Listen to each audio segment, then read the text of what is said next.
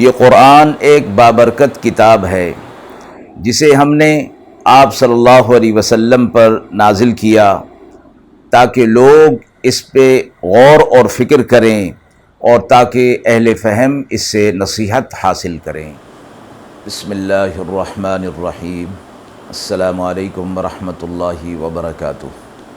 ناظرین کرام، درس قرآن مجید کے آج کے اس پروگرام میں ہم سورہ سجدہ کی آیت نمبر 23 تا آیت نمبر 30 کا ترجمہ اور تفسیر پیش کر رہے ہیں، اور آخر میں پوچھے گئے سوال کا جواب ہوگا۔ اعوذ باللہ من الشیطان الرجیم، بسم اللہ الرحمن الرحیم۔ وَلَقَدْ آتَيْنَا مُوسَى الْكِتَابَ فَلَا تَكُنْ فِي مِرْيَةٍ مِّن لِقَائِهِ وَجَعَلْنَاهُ هُدًى لِبَنِي إِسْرَائِيلَ وَجَعَلْنَا مِنْهُمْ أَئِمَّةً يَهْدُونَ بِأَمْرِنَا لَمَّا صَبَرُوا وَكَانُوا بِآيَاتِنَا يُوقِنُونَ۔ إِنَّ رَبَّكَ هُوَ يَفْصِلُ بَيْنَهُمْ يَوْمَ الْقِيَامَةِ فِيمَا كَانُوا فِيهِ يَخْتَلِفُونَ۔ أَوَلَمْ يَهْدِ لَهُمْ كَمْ أَهْلَكْنَا مِنْ قَبْلِهِمْ مِنَ الْقُرُونِ يَمْشُونَ فِي مَسَاكِنِهِمْ إِنَّ فِي ذَلِكَ لَآيَاتٍ أَفَلَا يَسْمَعُونَ۔ أَوَلَمْ يَرَوْا أَنَّا نَسُوقُ الْمَاءَ إِلَى الْأَرْضِ الْجُرُزِ فَنُخْرِجُ بِهِ زَرْعًا تَأْكُلُ مِنْهُ أَنْعَامُهُمْ وَأَنْفُسُهُمْ أَفَلَا يُبْصِرُونَ۔ وَيَقُولُونَ مَتَى هَذَا الْفَتْحُ إِن كُنتُمْ صَادِقِينَ۔ قُلْ يَوْمَ الْفَتْحِ لَا يَنفَعُ الَّذِينَ كَفَرُوا إِيمَانُهُمْ وَلَا هُمْ يُنظَرُونَ۔ فَأَعْرِضْ عَنْهُمْ وَانتَظِرْ إِنَّهُمْ مُنتَظِرُونَ۔ آیات مبارکہ کا ترجمہ ملاحظہ فرمائیں۔ اور ہم نے موسیٰ علیہ السلام کو کتاب عطا فرمائی، سو آپ اس کے ملنے سے کے دھوکے میں مت رہیے، اور ہم نے اس کو بنی اسرائیل کے لیے ہدایت کا ذریعہ بنایا، اور ہم نے ان میں پیشوا بنائے جو راہ چلاتے تھے ہمارے حکم سے، جب کہ وہ صبر کرتے رہے اور ہماری باتوں پر یقین کرتے رہے۔ آپ کا رب فیصلہ کرے گا ان میں قیامت کے دن جس بارے میں یہ اختلاف کرتے تھے۔ کیا ان کو راہ نہ سوجھی اس بات کی کہ کتنی غارت کر ڈالی ہم نے ان سے پہلے کی جماعتیں کہ پھرتے ہیں یہ ان کے گھروں میں، اس میں بہت سی نشانیاں ہیں، کیا وہ سنتے نہیں؟ کیا دیکھا نہیں انہوں نے کہ ہم چلا دیتے ہیں پانی کو ایک چٹیل زمین کی طرف، پھر ہم نکالتے ہیں اس سے کھیتی کہ کھاتے ہیں ان سے ان کے چوپائے بھی اور وہ خود بھی، پھر کیا دیکھتے نہیں؟ اور کہتے ہیں کہ یہ فیصلہ کب ہوگا اگر تم سچے ہو؟ آپ کہہ دیجئے فیصلے کے دن کام نہ آئے گا کافروں کو ان کا ایمان لانا، اور نہ انہیں ڈھیل دی جائے گی۔ سو آپ خیال چھوڑ دیجئے ان کا اور منتظر رہیے، اور وہ بھی منتظر ہیں۔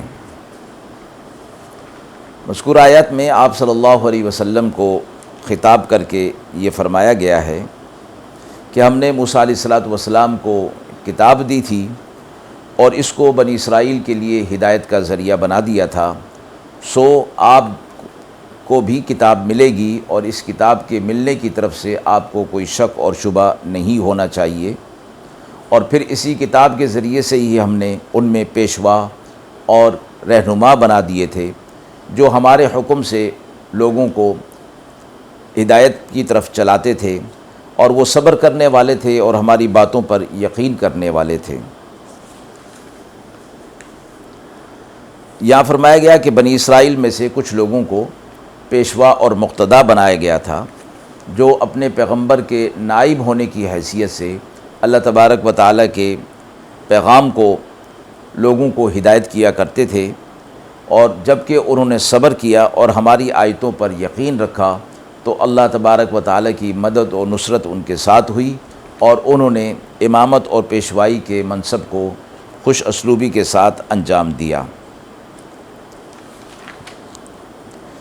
اس کے بعد آیت میں فرمایا گیا کہ یہ لوگ اس بارے میں اختلاف کرتے ہیں، اللہ تبارک و تعالیٰ کے احکامات جو نازل ہوئے تو قیامت کے دن اللہ رب العزت ان کے درمیان فیصلہ کر دے گا، اور پھر اختلاف کو یہ کر رہے ہیں، لیکن کیا انہوں نے اس بات کی طرف غور نہیں کیا کہ ہم نے ان سے پہلے کتنی ہی قومیں گزری ہیں کہ جن کو ہم نے تباہ اور برباد کر دیا، اور یہ ان کے گھروں میں یعنی ان کے کھنڈرات میں آتے جاتے ہیں اور اس میں بہت ساری نشانیاں ہیں، کیا یہ اس سے سبق حاصل نہیں کرتے؟ پھر دوسری نشانی اللہ رب العزت نے یہ فرمائی کہ ہم زمین پر ایک چٹیل زمین کی طرف پانی کو بہا لے جاتے ہیں، پھر اس میں سے کھیتی کو نکالتے ہیں جس سے لوگوں کے جانور بھی اور وہ خود بھی نباتات استعمال کرتے ہیں۔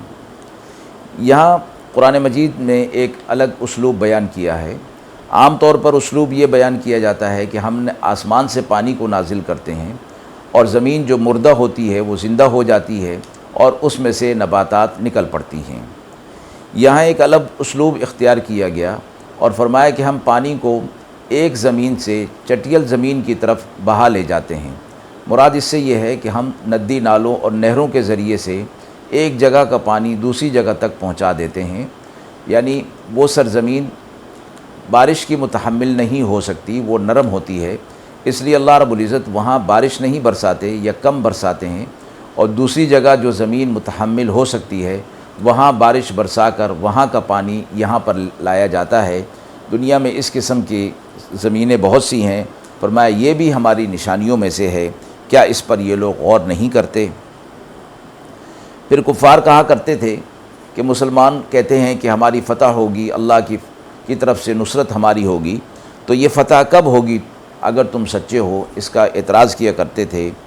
اس کا جواب دیا گیا کہ آپ کہہ دیجئے کہ جب ہماری فتح ہوگی تو اس وقت کافروں کا ایمان لانا ان کو نفع نہیں دے سکے گا اور نہ ہی انہیں ڈھیل دی جائے گی۔ اس سے مراد قیامت بھی ہو سکتی ہے، اور یہ بھی فرمایا گیا کہ اس سے مراد غزوہ بدر کا دن ہے اور فتح مکہ کا دن، کہ یہ بھی مسلمانوں کی فتح کا موقع تھا۔ آپ صلی اللہ علیہ وسلم سے فرمایا گیا کہ آپ ان کے خیالات سے اعراض کیجیے، اس لیے کہ ان کی باتوں کا خیال کر کے آپ غم میں مبتلا ہو جاتے ہیں۔ آپ قیامت کے فیصلے اور اللہ رب العزت کا جو فتح کا فیصلہ ہے اس کے منتظر رہیے، اور یہ لوگ آپ کے ضرر اور آپ کے نقصان کے منتظر ہیں۔ معلوم ہو جائے گا کہ کس کا انتظار حق کے مطابق اور سچ کے مطابق ہے۔ آیت کے حوالے سے سوال پوچھا گیا ہے کہ اللہ تعالیٰ کے نزدیک امامت اور پیشوائی کے لائق کون لوگ ہیں؟ آیت مبارکہ میں علماء بنی اسرائیل کے لیے فرمایا گیا کہ ہم نے انہیں امامت اور پیشوائی کا درجہ عطا فرمایا، اور اس کا سبب دو چیزوں کو فرمایا، ایک یہ صبر کرنا اور دوسرا آیات الہی پر یقین کرنا۔ یہ دو صفات ایسی ہیں کہ اللہ رب العزت نے فرمایا کہ ہم نے اس کے ذریعے سے انہیں امامت اور پیشوائی کا لائق انہیں بنا دیا۔ پہلی صفت جو بیان کی صبر کرنا، اس کے معنی باندھنے اور ثابت رہنے کے ہیں، اور اس جگہ مراد یہ ہے کہ احکام الہیہ کی پابندی پر ثابت قدم ہو جانا اور اس پر عمل کرنا، اور جن چیزوں کو اللہ رب العزت نے حرام قرار دیا ہے اپنے نفس کو اس سے روک دینا، جس میں تمام احکام شریعہ کی پابندی آ جاتی ہے، اور یہ علمی کمال ہے۔ دوسرا سبب ان کا آیات الہی پر یقین رکھنا، اس میں آیات کے مفہوم کو سمجھنا، پھر سمجھ کر اس پر یقین کرنا، دونوں داخل ہیں، اور یہ علمی کمال ہے۔ تو فرمایا امامت اور پیشوائی کے لائق اللہ تعالیٰ کے نزدیک صرف وہ لوگ ہوتے ہیں جو عمل میں بھی کامل ہوں اور علم میں بھی کامل ہوں۔ یہاں عملی کمال کو علمی کمال پر مقدم اس لیے فرمایا گیا کہ اللہ تبارک و تعالیٰ کے نزدیک وہ علم قابل اعتبار ہی نہیں جس کے ساتھ عمل شامل نہ ہو۔ تو خلاصے کے طور پر فرمایا گیا کہ اللہ رب العزت دنیا کے اندر امامت اور پیشوائی اور رہنمائی کے لیے ایسے لوگوں کا انتخاب فرماتے ہیں جو علم میں بھی کامل ہوں اور عمل میں بھی کامل ہوں۔ وآخر دعوانا ان الحمد للہ رب العالمین۔